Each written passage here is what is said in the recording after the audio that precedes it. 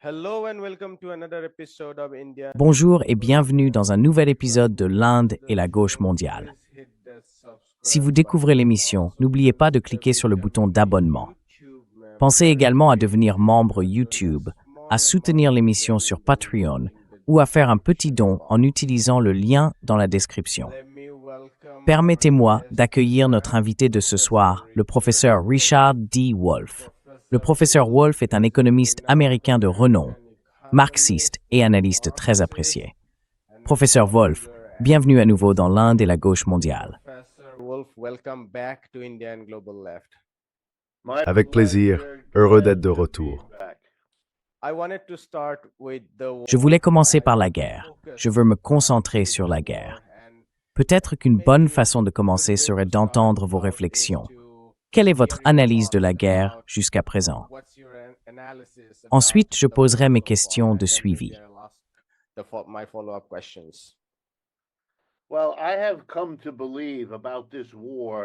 Eh bien, j'en suis venu à penser de cette guerre ce que je pense de nombreux problèmes économiques urgents auxquels on m'a demandé de faire face au cours de ces dernières années. Permettez-moi donc de commencer par cela. Les États-Unis traversent actuellement les premières étapes de l'effondrement de leur empire, semblable à ce que les Britanniques ont connu au siècle dernier. Il y a une certaine émotion à vous en parler, à vous et à un public d'Asie du Sud, car vous avez joué un rôle crucial dans le déclin et la fin de l'Empire britannique, compte tenu du rôle de l'Inde au fil de toutes ces années.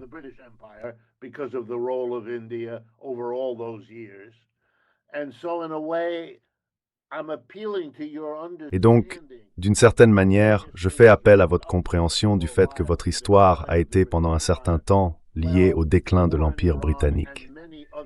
La guerre en Iran et bien d'autres choses, la destruction de l'Alliance Atlantique Nord, l'effondrement des relations entre les États-Unis d'une part et leurs deux voisins, le Canada et le Mexique, d'autre part. Beaucoup de ces phénomènes, le déclin du dollar en tant que monnaie mondiale, tout cela est associé, ce sont des symptômes du déclin de cet empire. C'est un déclin qui, à mon sens, est irréversible. Il se poursuit lentement depuis 30 ans, mais au cours de la dernière décennie, il s'est accéléré.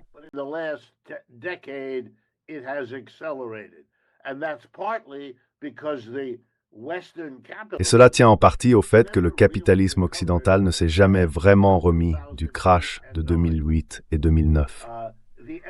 Les efforts pour y parvenir ont été gravement interrompus par la pandémie, par la COVID-19, mais même sans cela, ce que l'on observe, c'est la montée de la Chine, de l'Inde, du Brésil, et ainsi de suite, un processus implacable de croissance économique bien plus rapide que ce que l'Occident peut atteindre.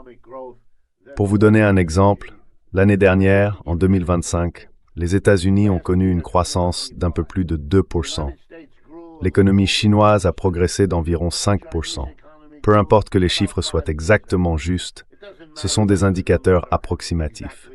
Mais ce rapport de plus de 2 pour 1 vous dit tout ce qu'il faut savoir.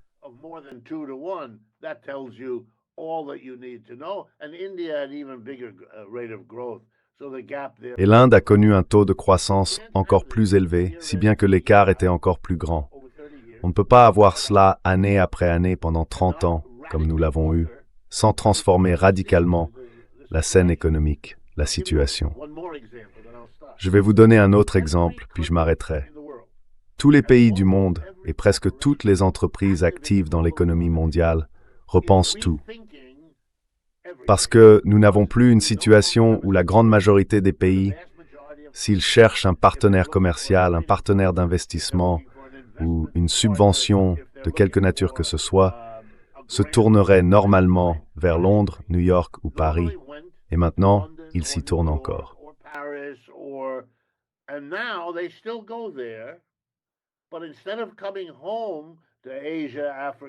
Mais au lieu de rentrer chez eux, en Asie, en Afrique ou en Amérique latine, ils passent de Londres, Paris et New York à Pékin, New Delhi et São Paulo. Pourquoi? Parce qu'ils peuvent y faire la même présentation et depuis plusieurs années déjà, obtenir de meilleures conditions. Un prêt à un taux d'intérêt plus bas, un investissement à des conditions plus avantageuses et ainsi de suite. C'est une sorte de mouvement discret, quotidien, permanent, qu'on peut ne pas remarquer si l'on ne cherche que le grand événement. Mais c'est plus important que le grand événement.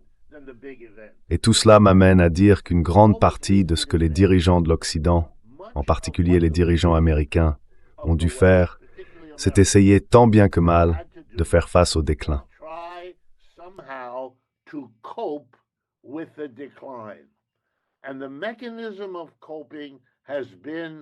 Et le mécanisme d'adaptation a été le déni. Je ne saurais trop insister là-dessus. Nous avons eu ici aux États-Unis une élection présidentielle il y a un peu plus d'un an. Aucun des candidats, ni Biden, ni Harris, ni Trump, n'a prononcé un seul mot sur le déclin de l'Empire. Le sujet était tabou, on ne pouvait pas en parler, et ils n'en ont pas reparlé depuis. Vous ne l'entendrez pas. En fait, M. Trump a clairement décidé que ce qu'il allait faire, c'est démontrer que l'Empire des États-Unis, non seulement ne décline pas, mais qu'il va, incroyable au XXe siècle, l'étendre. Il va reprendre le Panama, il va prendre le Groenland, il va menacer le Canada, on pourrait continuer, Cuba, et maintenant il va faire la guerre à l'Iran, convaincu que nous pouvons nous étendre, quoi qu'il arrive. Nous sommes l'Empire des empires. Vous savez, c'est une histoire tellement classique que je pourrais en écrire le dernier chapitre. Oui, nous ne sommes pas encore rendus nus.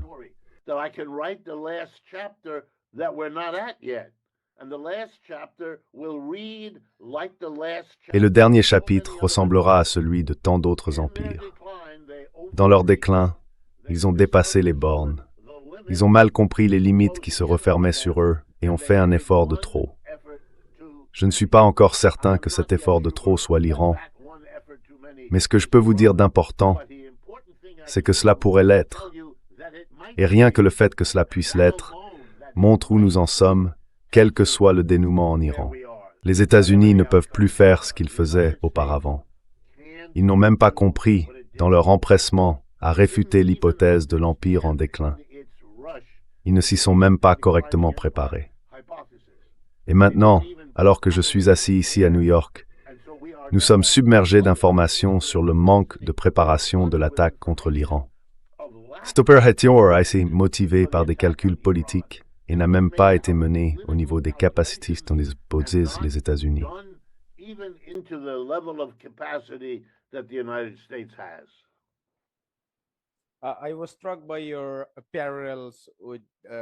J'ai été frappé par vos parallèles avec l'Empire britannique et ces derniers jours. C'est très évident à bien des égards, étant donné que l'Empire britannique fut le dernier grand ou le plus vaste empire. Mais j'étais aussi intrigué par une différence frappante. Dans les années 1940, l'Empire britannique était sur la défensive. C'était une guerre qui lui avait été imposée par l'Allemagne, principalement par l'Allemagne, puis par la manière dont elle s'est étendue avec le Japon et ailleurs. Mais l'Empire américain est un peu différent, car au moment même où il est le plus affaibli, il s'agite et impose des guerres, les unes après les autres, à d'autres nations. Quelle est votre opinion à ce sujet?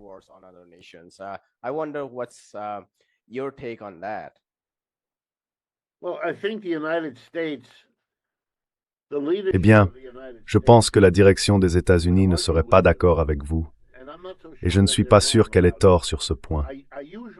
En général, je me moque d'eux. Vous savez, si vous écoutez attentivement le président Trump, il raconte une histoire comme si les États-Unis avaient été victimes d'un monde qui ne se comporte pas correctement. Si vous vous souvenez, ses tarifs douaniers sont justifiés parce que, selon lui, le monde a triché. Ce sont ses mots. Le monde a triché dans le domaine du commerce et de l'investissement et a exploité les États-Unis. En somme, il a renversé la vision du monde. Il ne veut pas comprendre, même si la grande majorité des Américains considèrent la période qui a suivi la Seconde Guerre mondiale comme quelque chose qu'on a appelé le moment unipolaire, l'Empire américain ou le siècle américain.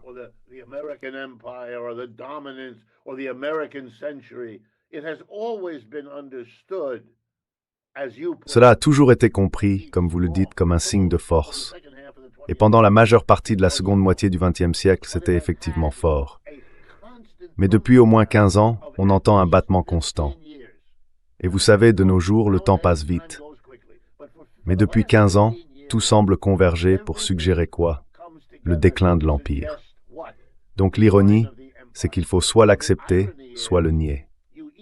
Il n'y a pas vraiment de position intermédiaire. Et les seules personnes prêtes à l'accepter sont jusqu'à présent les critiques, principalement les critiques de gauche dans ce pays, parce que les critiques de droite ne veulent pas admettre que les États-Unis sont en déclin.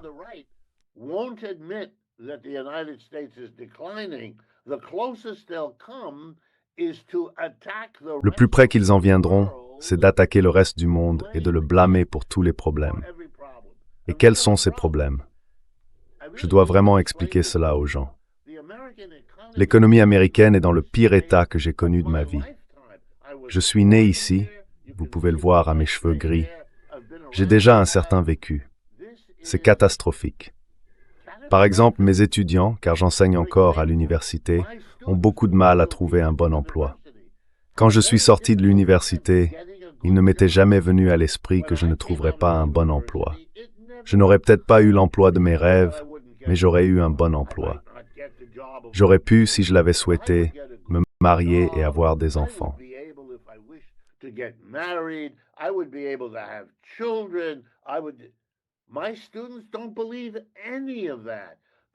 Mes étudiants ne croient à rien de tout cela, car c'est irréaliste. Ils n'y arrivent tout simplement pas. Vous savez, le Parti démocrate fait campagne sur une seule plateforme, qu'ils appellent l'accessibilité. C'est un mot ridicule qu'ils ont inventé pour pouvoir dire que l'économie va très mal sans le dire explicitement, parce qu'eux aussi sont occupés à nier la réalité.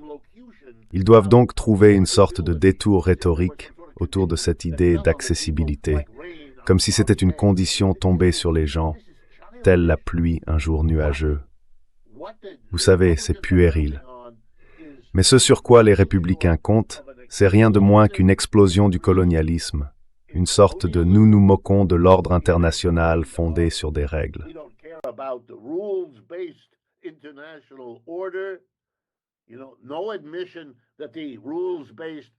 Tu sais, il n'y a jamais eu de reconnaissance du fait que l'ordre fondé sur des règles était en réalité celui des États-Unis, parce que c'était un empire. Non, non, on faisait semblant qu'il s'agissait d'un arrangement neutre, qu'ils rejettent maintenant. C'est du théâtre. Tout cela est de la supercherie. En réalité, et toi et moi pourrions ne pas être d'accord, je pense que l'Angleterre ou la Grande-Bretagne auraient essayé de garder l'Inde si elle l'avait pu. Je pense que le mérite revient aux Indiens.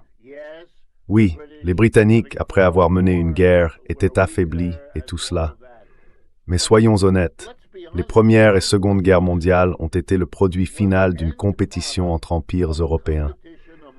Les Européens ont perdu leur droit d'être le centre du monde, parce que c'est ainsi que leur lutte s'est achevée.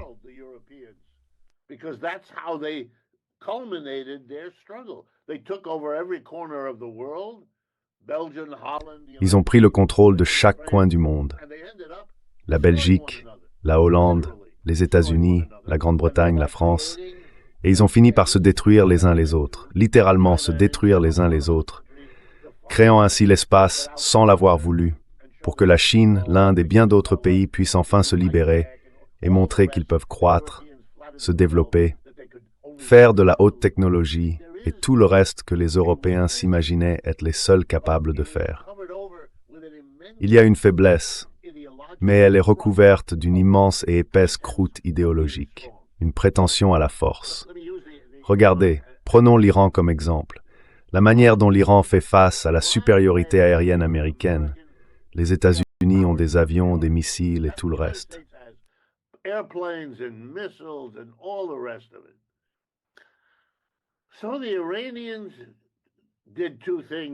Donc les Iraniens ont apparemment fait deux choses. Premièrement, ils se sont vraiment concentrés sur les missiles de portée intermédiaire et les drones. Ensuite, ils ont aidé les Russes dans la guerre en Ukraine et ont testé et développé leurs drones et missiles. Et puis ils ont tiré parti, comme ils le devaient, bien sûr, de leur géographie. C'est un pays très vaste et très montagneux. Il est très facile d'y faire deux choses. Et d'ailleurs, je ne connais rien aux affaires militaires, donc je ne suis pas un expert. mais j'en sais assez pour vous raconter l'histoire que je vous raconte maintenant. Ils savaient qu'ils pouvaient facilement dissimuler les centres de drones et les silos à missiles dans toutes ces montagnes. Mieux encore, ils pouvaient laisser les Américains les voir faire, car à distance, on ne peut pas dire si ce qui se passe est un vrai missile ou un missile leur.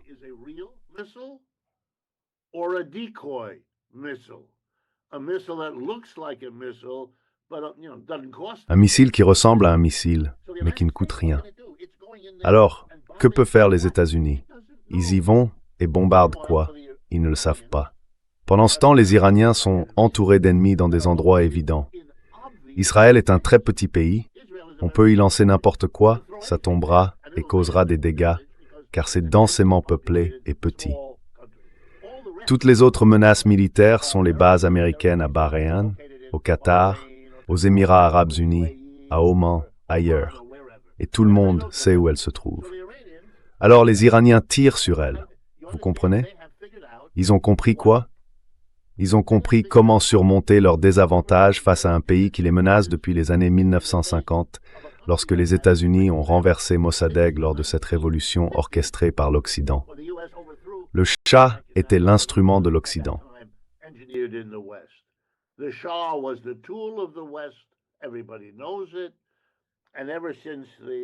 Tout le monde le sait. Et depuis que les ayatollahs et les mollahs ont pris le pouvoir à la fin des années 1970, les États-Unis sont devenus un ennemi. Ils ont donc eu beaucoup de temps pour se concentrer sur cela. C'est l'histoire de la fin d'un empire. C'est le moment où les régions périphériques finissent par comprendre comment se libérer de leur subordination. Et c'est pourquoi je vous dis que le simple fait que l'Iran puisse être le dernier chapitre montre que nous avançons vers le dernier chapitre, quoi qu'il arrive en Iran. Et le reste du monde observe cela. Je ne vais même pas aborder ce que cela pourrait signifier, car ce n'est pas ma tradition, donc je ne sais pas. Mais si vous associez une attaque à l'autre ennemi juré d'un pays, et que vous commencez par assassiner son dirigeant à la fois religieux et politique, vous mobilisez ce pays contre vous.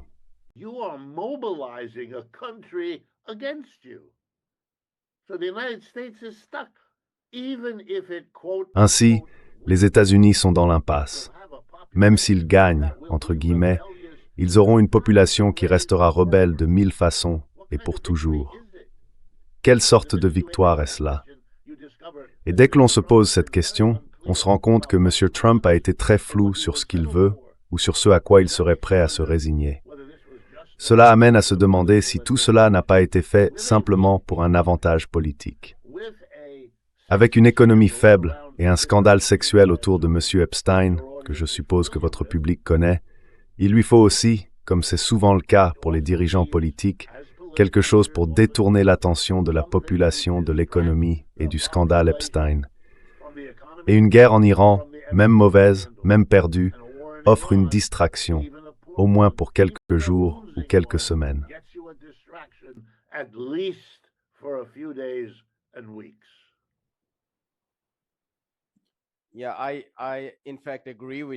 Oui, en fait, je suis d'accord avec toi sur le fait que l'Empire britannique aurait aimé conserver l'Empire s'il l'avait pu.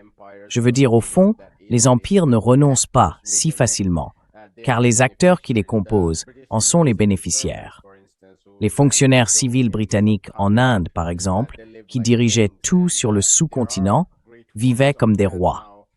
Et il existe d'excellents ouvrages sur la panique qui les gagnait et sur le fait que, jusqu'au dernier moment, ils ne voulaient pas abandonner leur poste. Il en allait de même pour l'armée, car le sous-continent était extrêmement important pour contenir l'Union soviétique et aussi pour protéger ses intérêts en Asie occidentale. Ainsi, jusqu'en 1946, les bombardiers britanniques bombardaient les ports de Karachi et de Mumbai lors des mutineries navales et des grandes grèves ouvrières.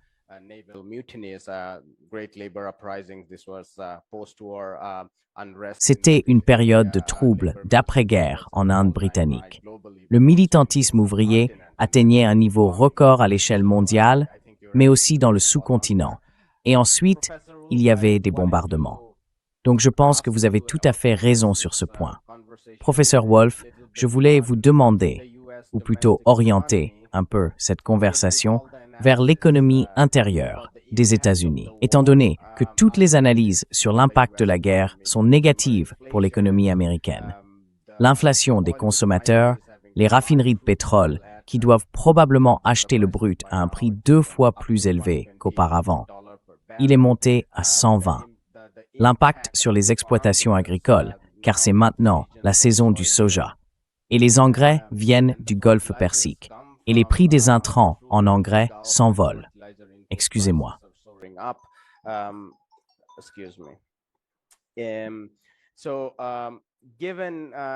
Alors, étant donné ton intérêt et le mien pour l'analyse marxienne, je voulais te poser cette question, car traditionnellement, l'analyse marxienne du capitalisme américain en relation avec la guerre considère que la guerre est une solution à la stagnation, à la baisse du taux de profit, et ainsi de suite, parce qu'elle permet de mobiliser les ressources publiques, les subventions de l'État, puis les entrepreneurs privés interviennent, créent de l'emploi, et en somme, on trouve une issue à la baisse du taux de profit.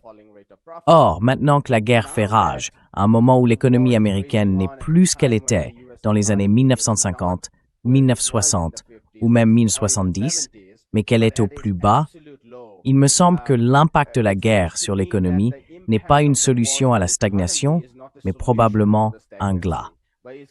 Alors, comment ça s'explique l'analyse marxienne Mohammed en imaginaire?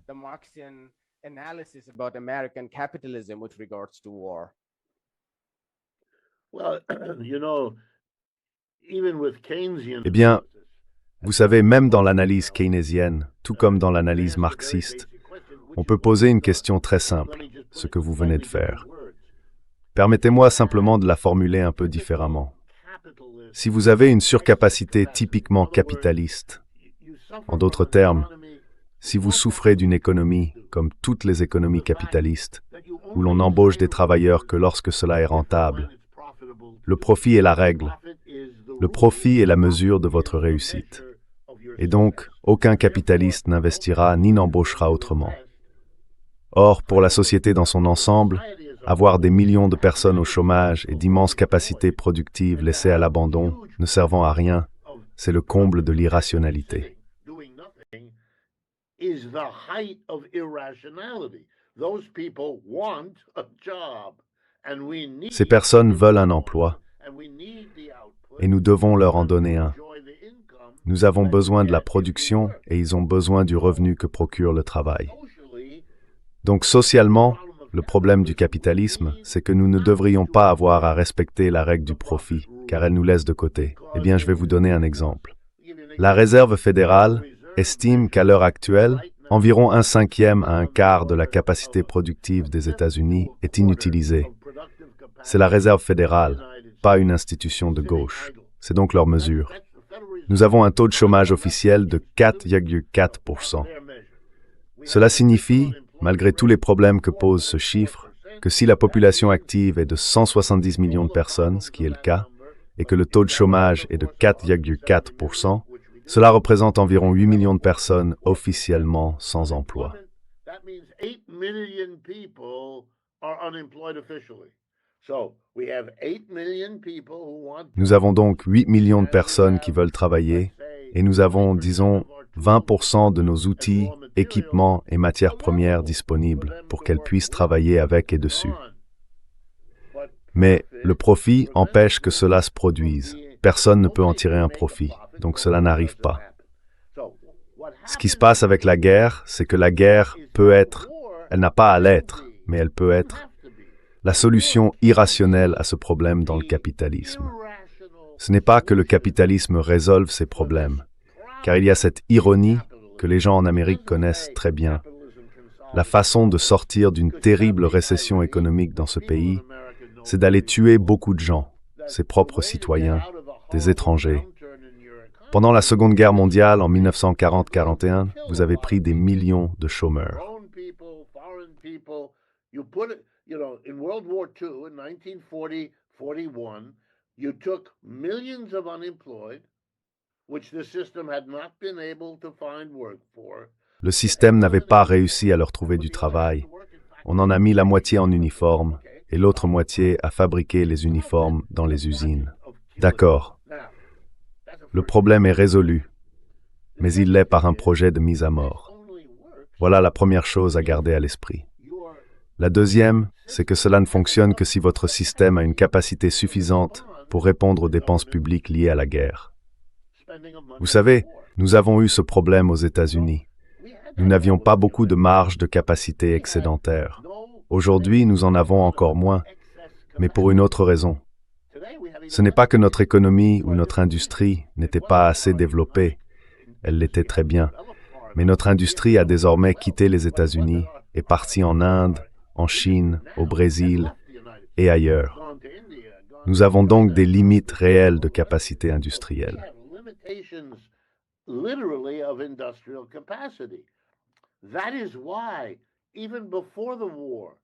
C'est pourquoi, même avant la guerre, lorsque vous utilisiez une politique monétaire normale et injectiez de l'argent dans le système, ce qui est en réalité ce que vous faites aussi lorsque vous embauchez pour la guerre, vous injectez de l'argent dans le système. Pourquoi? Encore une note de bas de page. Les États-Unis n'osent pas augmenter les impôts pour financer les guerres. Car même maintenant, avec la guerre en Iran, dès la première semaine, la majorité des sondages indiquent que la plupart des Américains sont contre cette guerre. Normalement, au début d'une guerre, on observe le discours patriotique habituel, le bla-bla-bla. Cela prend du temps. Pas cette fois. En ce moment, il est clair qu'une majorité n'en veut pas. Avec notre industrialisation limitée, parce que nous avons vidé nos industries, nous devons garder à l'esprit ce que nous avons déjà appris. Si vous injectez soudainement de l'argent, cet argent n'ira pas vers l'emploi et la production, car le profit n'y est pas.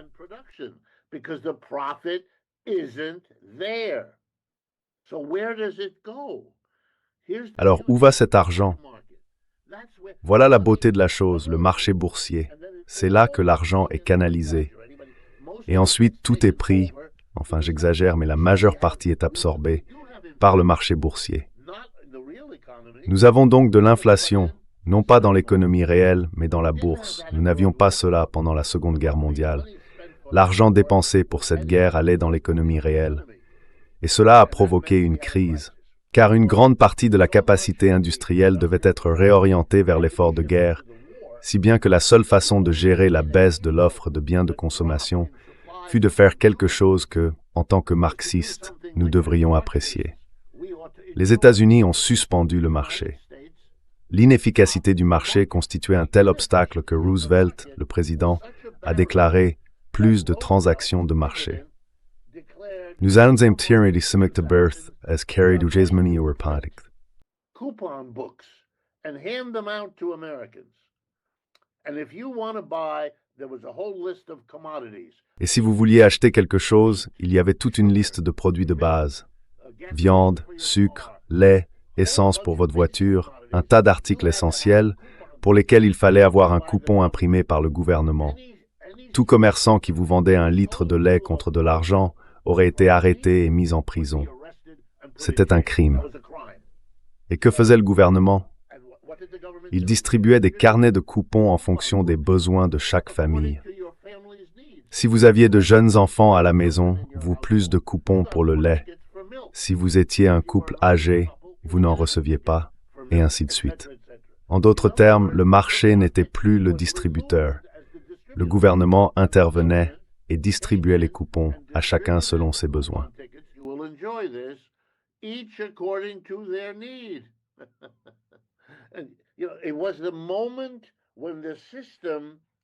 C'était le moment où le système n'a plus pu le supporter. C'est notre problème aujourd'hui. Même si vous dépensez une fortune, nous avons désormais, premièrement, le problème que cet argent sera détourné vers le marché boursier pour toutes les raisons habituelles. Et deuxièmement, nous avons le problème de la Seconde Guerre mondiale sous une autre forme. Nous n'avons pas la capacité de produire beaucoup plus. Cela fera apparaître les pressions inflationnistes très rapidement si cet argent tente d'entrer dans l'économie réelle. Et c'est révolutionnaire ici parce que cette capacité a été épuisée. C'est une autre chose, si je peux commenter votre remarque. Vous avez raison. Mais les conditions ont changé. You're right, but the conditions have changed. In the American conditions, you've been borrowing. Dans les conditions américaines, nous empruntons trop d'argent depuis trop longtemps et nous ne sommes plus dans la position qui était autrefois la nôtre, celle d'un pays pouvant se tourner vers le monde avec l'économie la plus dynamique, le capitalisme le plus sûr, et emprunter ensuite, tout le monde étant heureux de nous prêter, vous voyez. Si vous vouliez semer le trouble en Inde, vous regarderiez les personnes les plus riches là-bas et vous demanderiez quelle part de leur richesse est détenue aux États-Unis, et cela vous déprimerait, car c'est beaucoup. Et c'est vrai partout ailleurs, pas seulement en Inde. Mais nous avons trop emprunté parce que nous ne parvenons pas à résoudre nos problèmes. Et nous n'avons plus, par exemple, la note de crédit A3 de Standard & Poor's, Moody's et Fitch.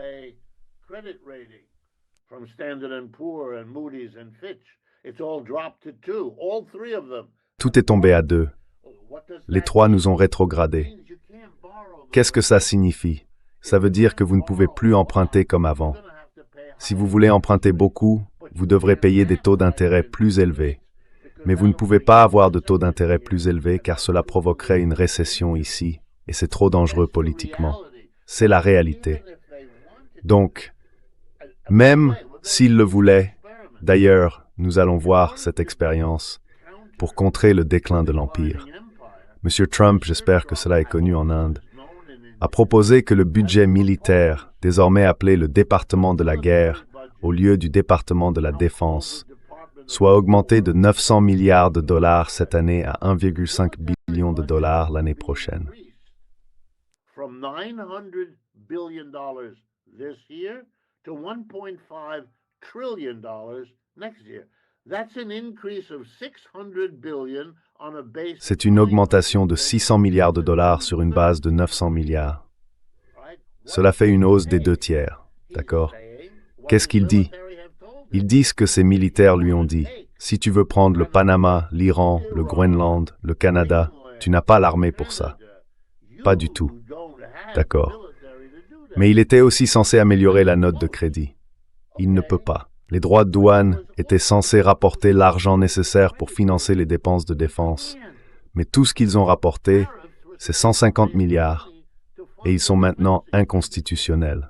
Donc il ne peut plus faire ça. Eh bien, il n'a pas résolu ce problème.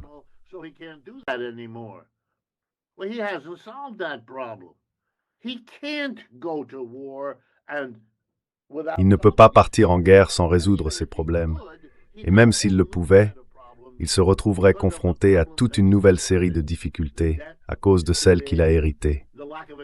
La dette, qui est trop importante, et l'absence de base industrielle, désormais trop dégradée. Les Américains sont pleinement conscients que l'industrie automobile américaine vit ces dernières années. C'est terminé. La crise Ford General Motors est derrière nous. L'avenir appartient à BYD en Chine et à tout ce qui s'ensuit. Tout le monde le voit. Tout le monde, quelque part, le sait. Et donc, encore une fois, je ne veux pas m'acharner, mais ce que vous observez, c'est l'agonie et les contorsions d'une direction désespérée à la tête d'un empire mourant. Il multiplie les tentatives désespérées et cela ne finira pas bien.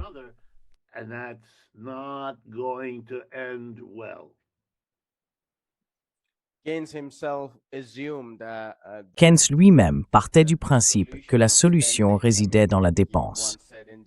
Je veux dire, il a un jour dit dans la théorie générale qu'il faudrait peut-être une guerre, et c'est ce qui s'est produit, pour combler cette fuite constante qui empêchait l'offre et la demande de s'équilibrer. Mais oui, il y avait cette hypothèse selon laquelle il parlait d'une économie industrielle. Et c'est, je pense, ce qui explique plus en détail que nous vivons désormais dans une économie financière où ce type de guerre ne servira à rien, même pour le cœur impérial, car il n'existe tout simplement pas de chaîne d'approvisionnement. Je veux dire, le transport maritime, l'investissement dans la main-d'œuvre pour préparer les industries, les routes énergétiques et ainsi de suite. Tout cela n'existe pas. Donc même si vous imprimez de la monnaie, comme vous l'avez justement dit, vous ne pouvez pas augmenter les impôts. Vous imprimez de la monnaie et cet argent va sur le marché boursier.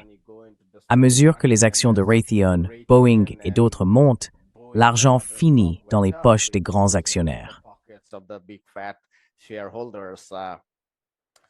And that's our economy. Let me drive it home a little. Voilà notre économie. It is very Laissez-moi insister un peu là-dessus. clever. Let me use that word. C'est très astucieux, permettez-moi d'utiliser ce mot, c'est très astucieux politiquement de laisser le système fonctionner de cette manière. Pourquoi? Eh bien, les 10% les plus riches des Américains, nous avons les études, possèdent environ 80% des actions du marché boursier. D'accord, ça signifie que si vous avez réussi, même sans le faire intentionnellement, à faire en sorte que l'argent que vous injectez provoque une inflation sur le marché boursier, vous rendez les 10% les plus riches de votre population très heureux. Leur richesse ne cesse d'augmenter. Le relevé mensuel qu'ils reçoivent du courtier qui gère leur portefeuille indique « Vous avez maintenant 80 000 $ de plus qu'il y a un mois. Et maintenant, ils peuvent sortir dîner et vraiment se faire plaisir au restaurant et tout le reste. » Et qui sont ces 10% du haut du panier? And all the rest of it. And who are these top 10%? They're the leading politicians, they're the people who own the mass media. Ce sont les principaux responsables politiques. Ce sont les gens qui possèdent les grands médias. Pour eux, et je connais personnellement beaucoup de ces gens, ils pensent vraiment que l'économie se porte à merveille. Ils ne comprennent pas. Quand ils me demandent, je leur explique pourquoi, selon moi, c'est une catastrophe.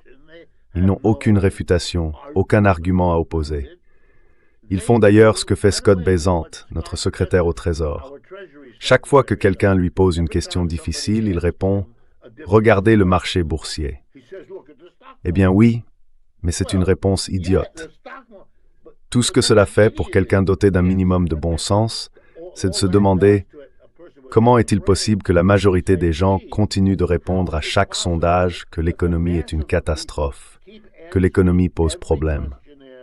Pourquoi le parti d'opposition fait-il de l'accessibilité financière sa priorité numéro 1?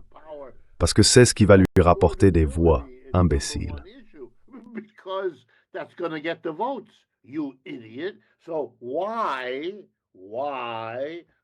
Alors pourquoi la hausse du marché boursier serait-elle le signe d'une économie en bonne santé? Compte tenu de tout cela, comment allez-vous l'expliquer?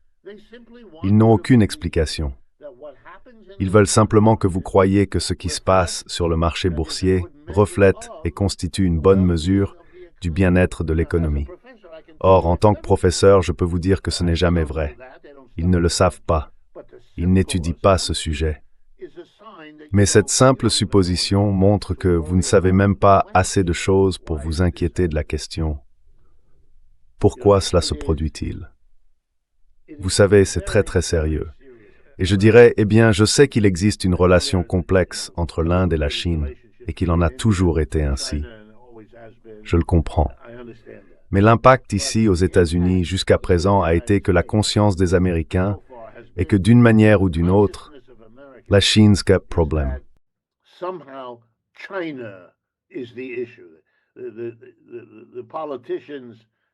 Jusqu'à présent, les politiciens se sont surtout concentrés sur la Chine. En partie, c'est parce qu'elle est dirigée par un parti communiste et que les Américains ont été éduqués à craindre le communisme pendant toute ma vie. Mais c'est aussi parce que les produits chinois sont partout. Quand on va dans un magasin ici pour acheter un gilet, il est écrit au dos « Fabriqué en Chine ». Vous savez, les automobiles qui menacent d'arriver et qui existent déjà au Mexique et au Canada. Le Canada vient de signer un accord pour permettre à BYD d'importer 50 000 voitures par an. C'est la fin. Les Américains vont aller au Canada, c'est à quelques heures de route d'ici, pour voir les voitures BYD. Ils vont en vouloir ici. Et le tarif douanier, d'ailleurs, aux États-Unis en ce moment sur BYD, est de 100%.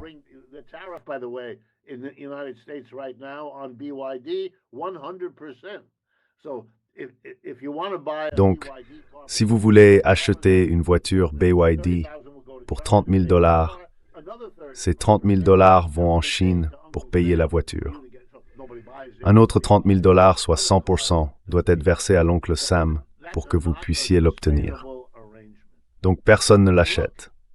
tout le monde achète d'autres voitures, moins chères. Mais ce n'est pas une situation durable. Et regardez, il y a 2 jours, je suppose que c'est aussi connu en Inde, Trump a appelé Poutine et lui a demandé de l'aide pour gérer la guerre en Iran.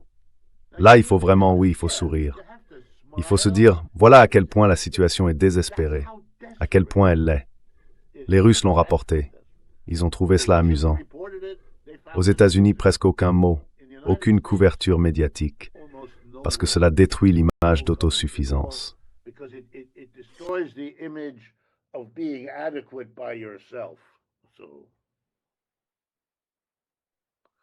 Un dernier point.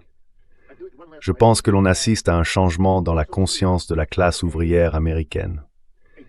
Je ne veux pas aller trop loin, je ne veux pas exagérer, mais c'est le début de ce que nous savions tous qu'il finirait par arriver.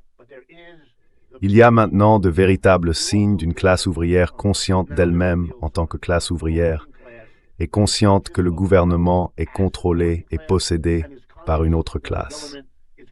Elle s'identifie encore à des personnes comme Elon Musk, Bill Gates ou Warren Buffett. Donc c'est symbolique. Mais c'est là, et cela explique par exemple pourquoi dans la ville où je vis et travaille, New York, nous venons d'élire à une large majorité un musulman socialiste comme maire de cette ville.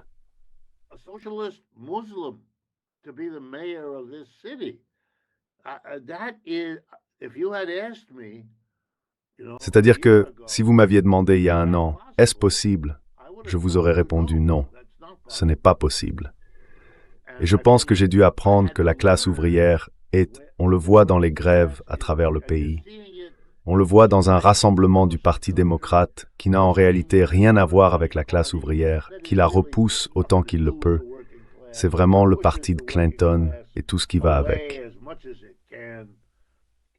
Ils ont dû faire de l'accessibilité financière leur principal sujet, car ils n'ont aucune chance s'ils ne parviennent pas à garder la classe ouvrière.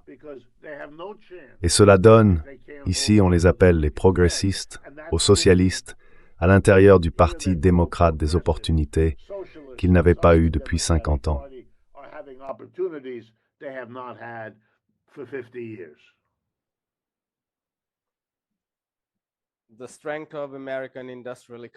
La force de l'économie industrielle américaine s'est éteinte lorsque General Motors et Ford ont compris qu'il était plus facile de faire des bénéfices en vendant des assurances qu'en vendant des voitures.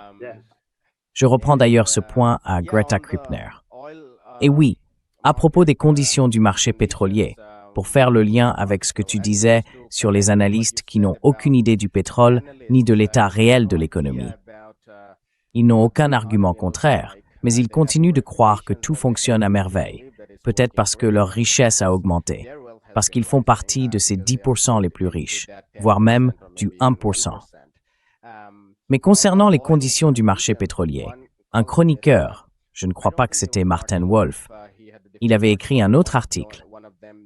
L'un d'eux a affirmé que pour l'économie américaine dans son ensemble, la forte hausse des prix du pétrole n'était pas vraiment inquiétante. Et son argument était que les États-Unis sont désormais un exportateur net de pétrole.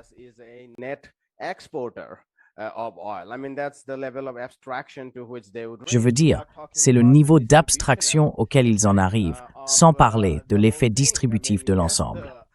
Oui, certains barons du pétrole vont gagner plus d'argent parce que le prix du pétrole brut a augmenté. Et certains d'entre eux vont exporter. Et les raffineries vont faire plus de bénéfices parce qu'elles finiront par augmenter les prix de l'essence et de la vente au détail. Mais dans l'ensemble, l'impact distributif de cette inflation pèsera lourdement sur la classe ouvrière. Donc, je voulais vous demander, peut-être pouvez-vous commenter là-dessus, quelle devrait être, selon vous, la stratégie des travailleurs américains en ce moment? Étant donné que nous avons assisté à quelque chose d'historique. Et cela n'a pas été beaucoup souligné, mais vous l'avez remarqué, j'en ai parlé. Cette guerre a été très impopulaire dès le départ.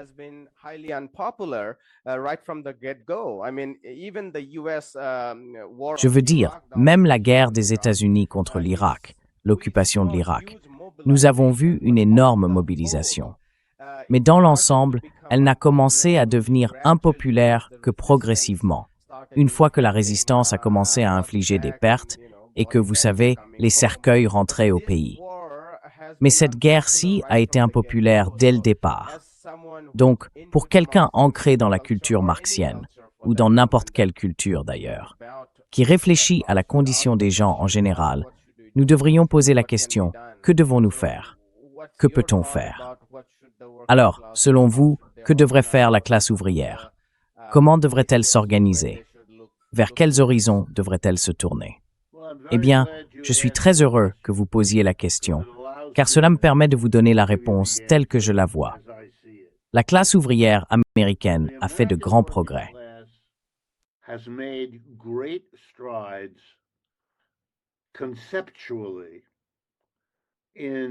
Conceptuellement, en s'éloignant de l'idée que le capitalisme est un système sans classe, un argument défendu avec force au XXe siècle dans ce pays, c'était l'une des manières dont la classe capitaliste a réagi face à la Grande Dépression et à la montée d'une gauche importante en Amérique. Ils se sont mis au travail sur le plan idéologique. Nous n'avons pas de classe. Tout le monde peut devenir riche. Tout le monde s'efforce de devenir riche. Et c'est à vous de réaliser le potentiel que vous avez. Premièrement, nous n'avons pas de classe. Deuxièmement, nous sommes tous égaux. Et troisièmement, c'est le meilleur système que les êtres humains aient jamais créé. Par conséquent, même si vous n'êtes pas encore riche, persévérez, travaillez dur, et vous le deviendrez.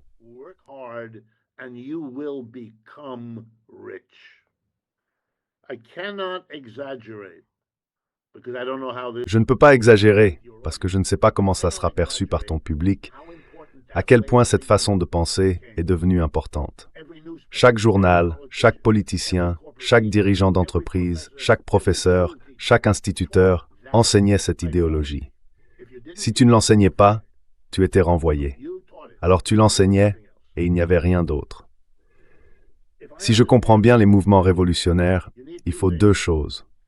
Il faut une classe ouvrière qui a perdu confiance dans le gouvernement, n'est-ce pas? Qui ne voit plus personne ni rien qui mérite d'être soutenu. Alors elle est prête pour une alternative. Et il faut lui donner, pas les détails, pas de garantie. Les gens ne sont pas stupides.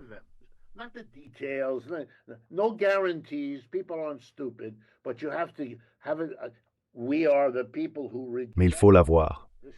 Nous sommes ceux qui rejettent le statu quo et qui affirment que nous pouvons faire mieux, et voici comment nous allons y parvenir. Alors quittez ce système et soutenez-nous pour le faire avancer. Nous avons maintenant une classe ouvrière aliénée, prête à écouter des alternatives, prête à rejeter. 2/3 des Américains détestent M. Trump. Ils ne se contentent pas de ne pas l'aimer, ils le ridiculisent, ils le détestent, ils le traitent de menteur en public tout le temps. Nous avons donc parcouru un long chemin, et les démocrates ne sont pas du tout appréciés. Ils gagneront peut-être la prochaine élection, mais ils la gagneront pour la même raison que Trump l'a remportée. Parce que M. Biden était tellement, Burke, que les travailleurs ont voté pour Trump, comme diraient les Français, faute de mieux.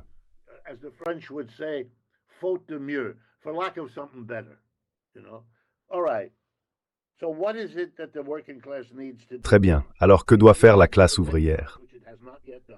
Elle doit reconnaître, ce qu'elle n'a pas encore fait, que l'image fondamentale de ce que signifie être post-capitaliste ou anticapitaliste ou socialiste ou communiste, peu importe, que cette image fondamentale a été, pour toutes sortes de raisons complexes, rendue inefficace. Au XIXe siècle, elle était très efficace. Même au XXe siècle, elle l'était encore. Elle ne l'est plus aujourd'hui. Que veux-je dire par là? L'idée selon laquelle les problèmes du capitalisme seront résolus en confiant la responsabilité, le pouvoir et la propriété au gouvernement, à l'État. La masse des travailleurs et travailleuses aux États-Unis n'y croit pas, et je ne pense pas qu'elle y croira.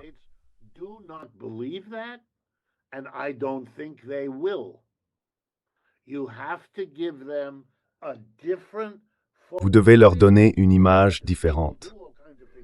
Vous pouvez inclure que l'État fera toutes sortes de choses. Bien sûr, c'est très bien. Et vous pouvez avancer des arguments expliquant pourquoi l'État est l'agent approprié pour accomplir ces choses. C'est très bien aussi. Mais cela ne peut pas être l'image de ce pourquoi nous nous battons, comme c'était le cas au 19e et 20e siècle. Vous devez trouver, je sais que c'est difficile, une autre manière de résumer la vision de ce qui vient ensuite.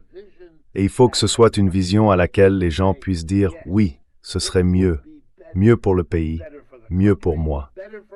Ainsi, ils verront qu'il vaut la peine de prendre un risque ici et maintenant pour atteindre cet autre objectif. Et je vais vous dire ce que je pense être cet autre objectif, cette nouvelle vision. Il faut que ce soit un socialisme ancré au niveau micro, pas seulement of ce mot.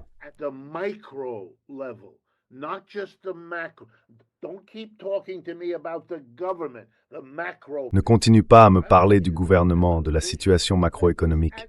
Je veux que tu aies une vision au moins aussi, sinon plus, centrée sur le micro. Et qu'est-ce que je veux dire par là? Eh bien, tu connais mon travail. Ce sont les coopératives de travailleurs. Il s'agit de réorganiser l'usine, le bureau et le magasin pour qu'ils deviennent des communautés démocratiques engagées dans la production. Une personne, une voix. Nous décidons démocratiquement de ce que nous produisons, de la technologie que nous utilisons, de l'endroit où nous réalisons la production et de ce que nous faisons des revenus. Il n'est plus acceptable d'avoir une classe d'employeurs. C'est fini. Ils ont disparu. Les employeurs et les employés vont devenir les mêmes personnes. Tout ce que je peux te dire, c'est que je parcours les États-Unis pour défendre ce que je viens d'exposer, parfois en grand détail, parfois de manière plus générale.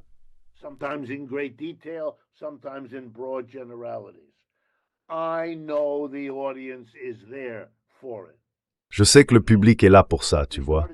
Nous avons commencé à faire ça il y a 15 ans, et maintenant nous avons 600 000 abonnés sur YouTube. Pas mal aux États-Unis pour une émission hebdomadaire, anticapitaliste, tu vois. Une émission qui soutient que nous pouvons aller plus loin. Et j'ai plein d'invités que je fais venir de partout aux États-Unis parce qu'ils s'y intéressent. C'est un mouvement. Encore petit? Absolument. Mais il existe et il défend l'idée qu'il représente une partie importante du mouvement vers le socialisme. Une vision qui peut être plus efficace que de continuer à dire aux gens qui ont déjà essayé de donner un rôle beaucoup plus grand au gouvernement et qui ne voient pas, à juste titre, que cela a fait la différence qu'on leur avait laissé croire.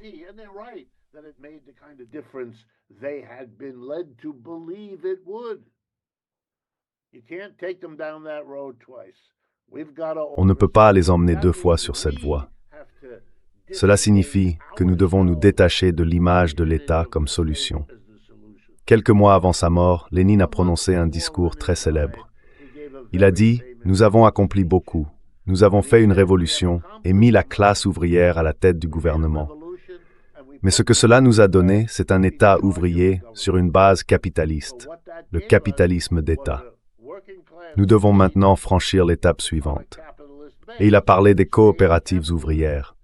Puis il a eu un anévrisme et il est mort. Nous ne le saurons donc jamais. Mais lui aussi avait compris cela, et c'est peut-être un indice sur la raison pour laquelle nous devrions y réfléchir davantage.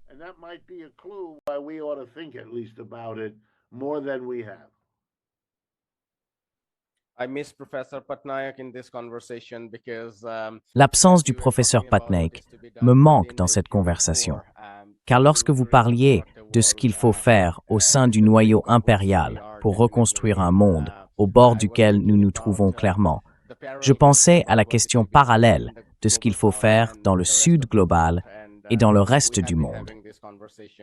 Nous avons eu cette discussion et elle rejoint beaucoup de choses que vous avez dites.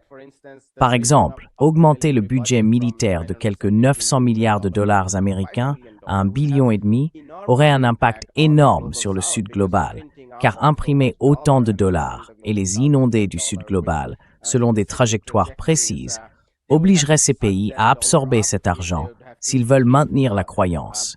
Et pour cela, la croyance en l'hégémonie des investissements américains doit perdurer.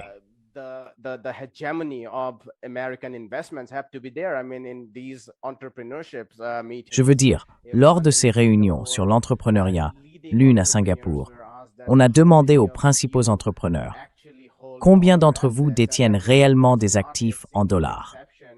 Et je crois qu'il n'y avait pas une seule exception parmi les 500 plus grands investisseurs réunis là.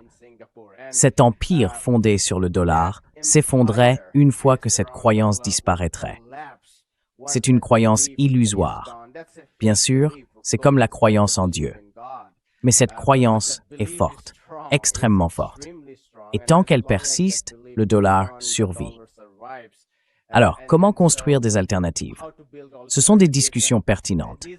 En examinant les données sur le pétrole, l'un des faits les plus frappants concernant la Chine n'est pas seulement la rapidité avec laquelle elle a constitué ses réserves stratégiques, de manière sans précédent, mais aussi le fait qu'elle a doublé ses importations en provenance des pays des BRICS+, les BRICS, sans inclure l'Inde, mais l'Iran.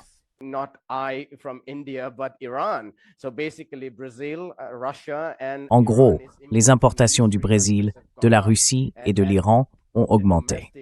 Et avec l'exploration nationale en parallèle, la Chine dispose désormais d'une sécurité énergétique bien plus élevée que, disons, l'Inde.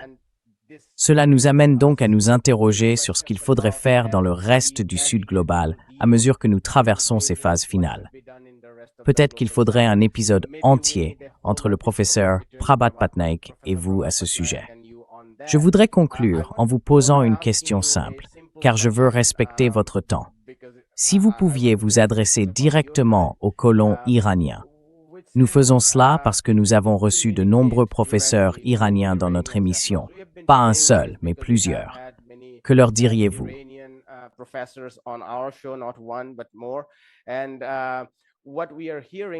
Ce que nous entendons, c'est que les Iraniens ne détestent pas les Américains. Ils détestent la politique étrangère des États-Unis en Asie de l'Ouest et en Iran.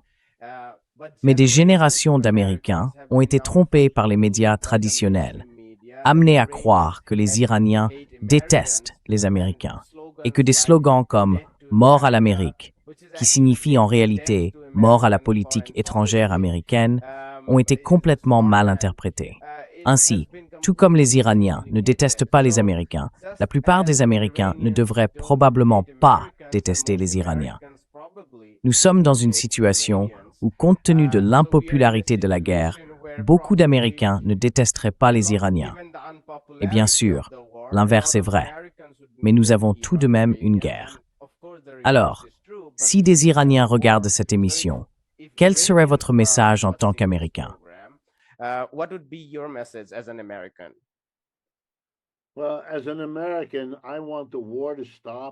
Eh bien, en tant qu'Américain, je veux que la guerre cesse. Je suis horrifié de payer des impôts, comme tous les autres Américains, à un gouvernement qui utilise cet argent, en partie, pour tuer des gens en Iran. Je ne pense pas que tuer des gens en Iran résolve l'un des problèmes fondamentaux de ce pays. Je pense que l'argument, d'ailleurs, la raison pour laquelle les Américains peuvent être persuadés, si c'est le bon mot, d'être hostiles envers les Iraniens, c'est que la plupart des Américains, s'ils étaient confrontés à une personne iranienne, ne se comporteraient pas réellement de cette manière. Tout cela est très abstrait, et abstrait d'une manière particulière. Les Iraniens sont présentés comme des autres, comme différents. Par exemple, ils sont présentés comme islamiques, ce qu'ils sont, n'est-ce pas?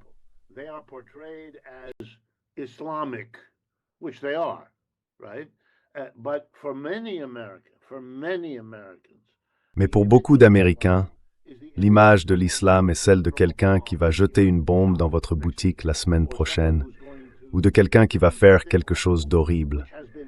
Une image qui a été exagérément amplifiée par la presse ici, à un degré extraordinaire. Laissez-moi vous donner un exemple. Hier, la police de New York a arrêté 3 ou 4 jeunes hommes devant la résidence du maire. Ils ont dit que ces hommes faisaient partie de l'État islamique et voulaient tuer le maire. D'ailleurs, le maire est lui aussi musulman. Ça n'a pas beaucoup de sens, mais c'est dans le journal. Chaque jour, on voit l'islam associé à tout ce qui peut faire peur, à tout ce qu'on peut imaginer. Vous savez, c'est un pays qui est meilleur pour faire cela, ou, si vous préférez, pire pour faire cela, que la plupart des autres pays.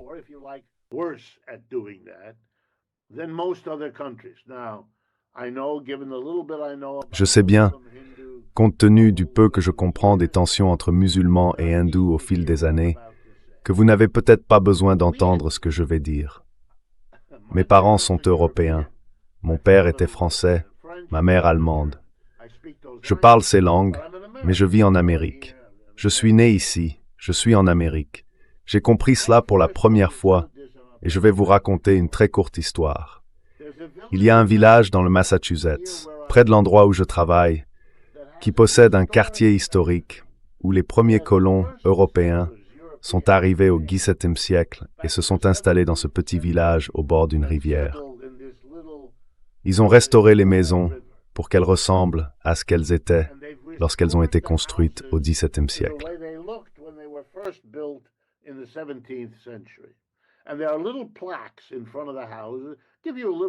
Et il y a de petites plaques devant les maisons qui donnent un bref résumé historique pour les touristes.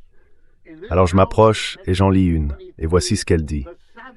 Dans cette maison, en 1723, les sauvages nous ont attaqués, et avec une grande noblesse, Zach et Louise ont repoussé les sauvages. Tout le monde. Et je me souviens avoir pensé, les gens qui vivaient ici avaient connu la paix pendant des milliers d'années, jusqu'à l'arrivée des Européens, qui ont pris leurs terres, leurs animaux, en ont blessé beaucoup, et les nouveaux venus ont appelé les Indiens des sauvages. Vous savez, Sigmund Freud s'en donnerait à cœur joie avec ça. Cela s'appelle la projection. Vous ne supportez pas l'horreur en vous-même, alors vous la projetez sur l'autre.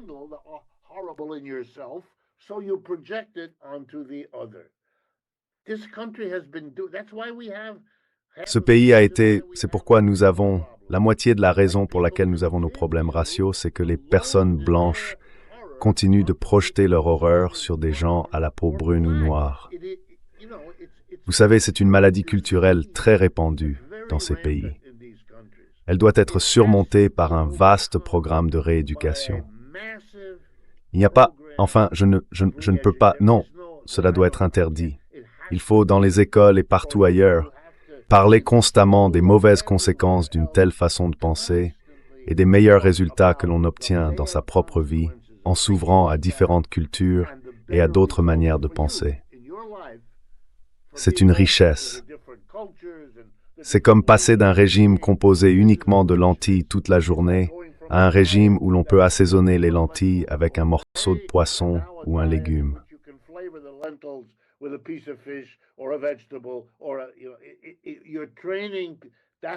Votre formation, ça doit être fait. Et si vous ne le faites pas, cette maladie se reproduit dans la population. Nous ne pouvons pas regarder cela. Ce gouvernement, M. Trump, ravive activement la suprématie blanche et tout ce qui s'y rattache.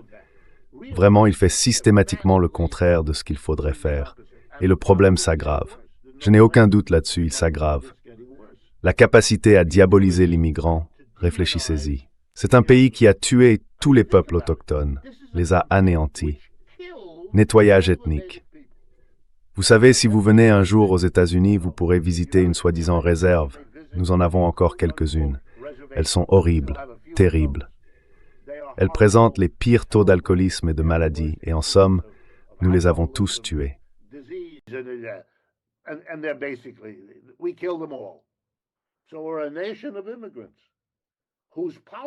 Nous sommes donc une nation d'immigrés dont la politique actuelle consiste à diaboliser les derniers arrivants. Vous savez, il faut être vraiment malade pour faire ce genre de choses. Il faut avoir été formé de manière systématique à considérer cela comme légitime. Nous avons une police secrète spéciale, vous en avez entendu parler, n'est-ce pas? Appelée ECR. C'est en réalité une police d'État secrète. En allemand, le terme pour police d'État secrète est Geheimstaatspolizei. Et si l'on prend les deux premières lettres, on obtient Gestapo. Nous avons maintenant une sorte de Gestapo ici pour traquer les immigrés, séparer les parents de leurs enfants, les placer dans des conditions incroyablement mauvaises, les chasser du pays. Je veux dire, et vous savez, cela contribue à désunir la classe ouvrière.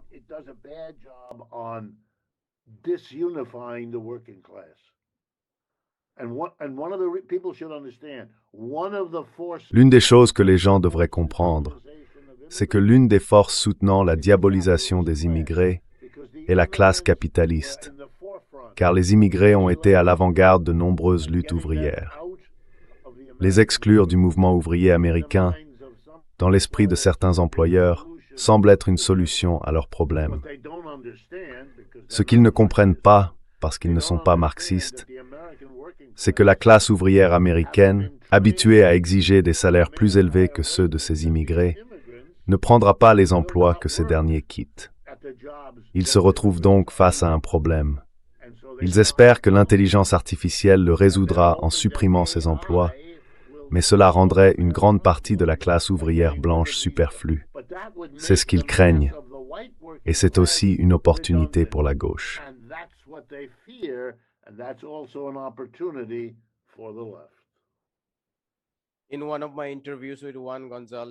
Lors de l'un de mes entretiens avec Juan González, le co-animateur de Democracy Now!, nous avons parcouru certaines périodes de l'histoire du mouvement ouvrier américain. Et il a expliqué comment les syndicats américains avaient en réalité très bien réussi, à travers une série de luttes, à devenir plus inclusifs. Je veux dire, ils ont commencé par être extrêmement racistes et exclusifs. Ils ont d'abord été des syndicats irlandais, des syndicats allemands, et ainsi de suite.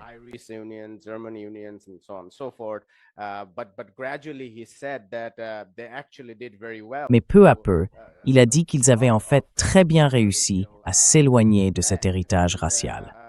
Et l'administration Trump fait tout ce qu'elle peut pour revenir sur cette histoire, pour diviser la classe ouvrière selon des lignes raciales.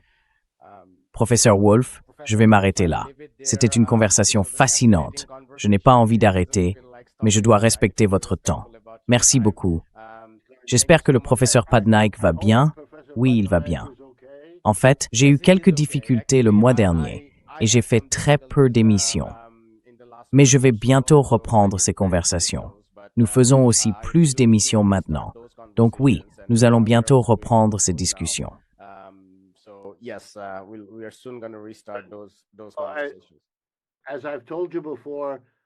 Comme je te l'ai déjà dit, je pense que ces programmes que tu réalises sont très, très importants.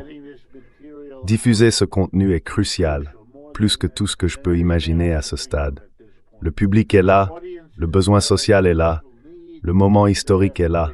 Ce sera notre faute si nous n'en profitons pas. Totalement. Merci beaucoup. J'apprécie vraiment et passez une excellente fin de journée. Prenez soin de vous. Pareillement. Bonjour, je m'appelle Ayushman. Avec Mudyar Jyotishman, nous avons lancé cette plateforme. Au cours des 2 dernières années, nous avons essayé de créer du contenu pour les forces de gauche et progressistes. Jusqu'à présent, nous avons interviewé des économistes, des historiens, des commentateurs politiques et des militants. Si vous avez apprécié notre contenu et souhaitez que nous construisions une archive pour la gauche, j'ai 2 demandes à vous faire. Veuillez envisager de faire un don à cette cause. Le lien se trouve dans la description ci-dessous. Et si vous ne le pouvez pas, ne vous en faites pas. Vous pouvez toujours aimer et partager nos vidéos avec vos camarades. Enfin, n'oubliez pas d'appuyer sur le bouton d'abonnement. Don't forget to hit the subscribe button.